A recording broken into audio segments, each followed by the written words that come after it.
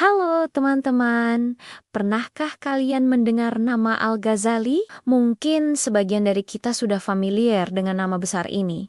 Tapi, seberapa dalam kita mengenalnya? Di dunia barat, ia dikenal sebagai Al-Ghazal, seorang pemikir raksasa yang karyanya melintasi zaman. Mari kita selami bersama kisah hidup dan pemikiran luar biasa dari salah satu tokoh paling berpengaruh dalam sejarah peradaban Islam, Abu Hamid Muhammad Ibnu Muhammad Al-Ghazali Al-Tusi. Demikian nama lengkapnya. Lahir pada tahun 1058 Masehi di kota Tus yang sekarang masuk wilayah Iran. Uniknya, nama Ghazali konon berasal dari profesi ayahnya, seorang pemintal benang sutra atau ghazal. Meski hidup sederhana, Ayah Al-Ghazali adalah sosok yang sangat religius dan bertekad memberikan pendidikan terbaik bagi kedua putranya, Al-Ghazali dan Ahmad. Sebelum wafat, sang ayah bahkan menitipkan mereka kepada seorang ulama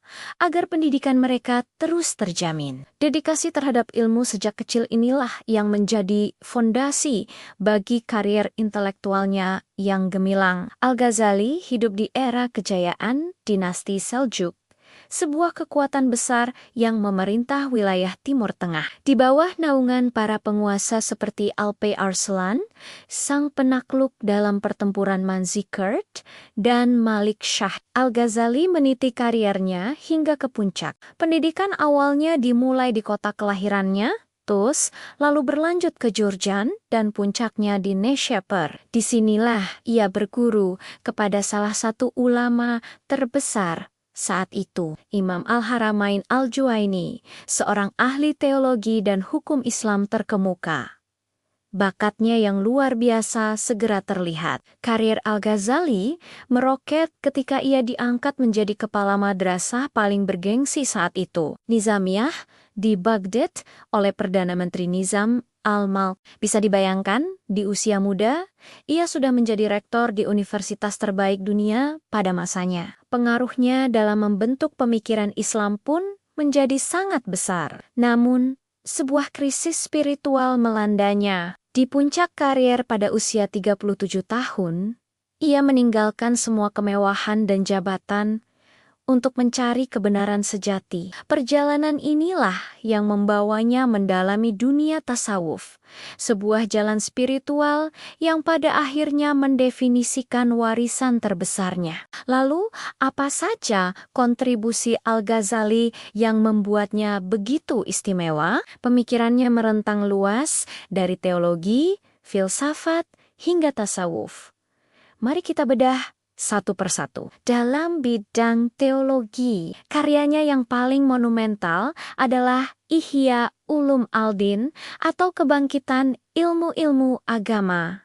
Ini bukan sekadar buku, tapi sebuah ensiklopedia kehidupan. Di dalamnya, Al-Ghazali secara brilian mengintegrasikan prinsip-prinsip teologi dengan kehidupan praktis sehari-hari. Ia membahas hubungan manusia dengan Tuhan, makna ibadah, dan pentingnya etika. Karya ini menjadi panduan lengkap untuk mencapai keharmonisan dalam hidup. Di buku lain, Al-Iqtisad fi Al-I'tiqad atau moderasi dalam keyakinan, ia menunjukkan pendekatan yang seimbang antara akal dan wahyu. Baginya, keduanya harus berjalan beriringan.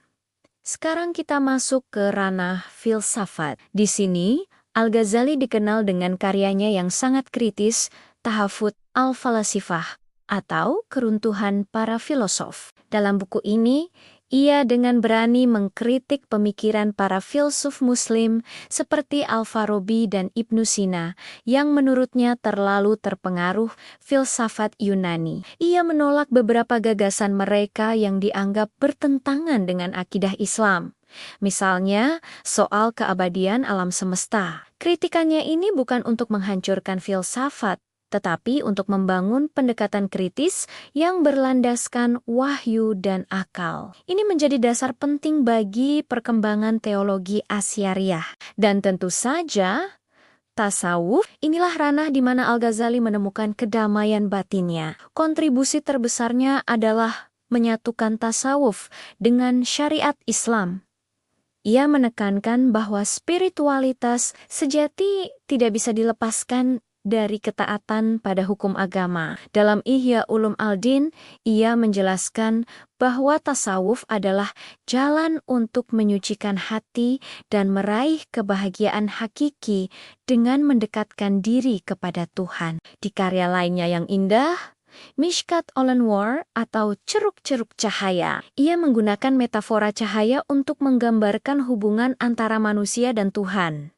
Ini adalah eksplorasi spiritualitas yang sangat mendalam. Al-Ghazali juga dikenal menguasai ilmu laduni, yaitu pengetahuan yang diterima langsung dari Tuhan melalui ilham, yang hanya bisa dicapai oleh hati yang bersih. Bagi Al-Ghazali, pengetahuan itu ada dua jenis. Pertama, pengetahuan lahiriah atau ilmu zahir, yang bisa kita pelajari dari buku dan guru, seperti ilmu fikih dan teologi. Kedua, pengetahuan batiniah atau ilmu batin, yaitu pengetahuan spiritual yang didapat melalui penyucian hati dan pengalaman mistis. Keduanya, menurut Al-Ghazali, harus seimbang untuk mencapai pemahaman yang utuh tentang kehidupan. Selain karya-karya tadi, ada satu buku lagi yang sangat personal, yaitu Al-Munqidh min Al-Dalal, atau Penyelamat dari Kesesatan.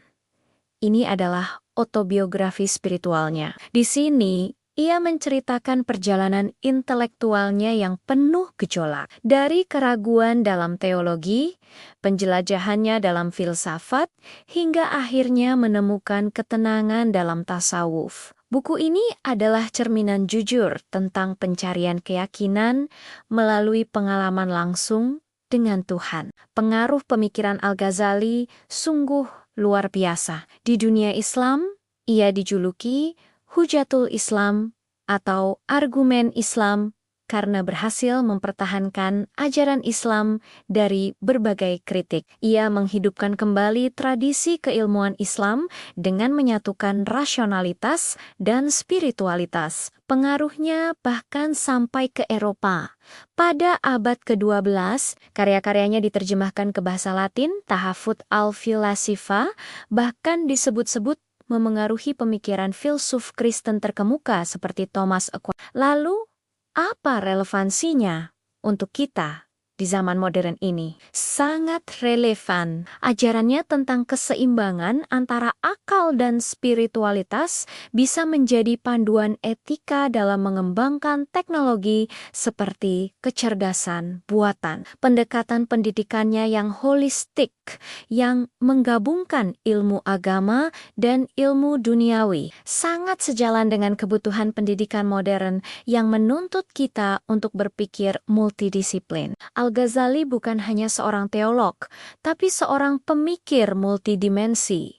Ia menjembatani dunia agama dan sains. Dalam Ihya Ulum Al-Din, ia menggabungkan berbagai disiplin ilmu seperti psikologi, etika, dan logika. Inilah yang membuatnya unik dibandingkan pemikir lain. Ia menunjukkan bagaimana ilmu pengetahuan bisa mendukung moralitas dan kehidupan spiritual. Dedikasinya dalam menyelaraskan akal dan wahyu menjadikannya seorang visioner sejati. Setelah perjalanan spiritualnya yang panjang, Al-Ghazali kembali ke kampung halamannya di Tus.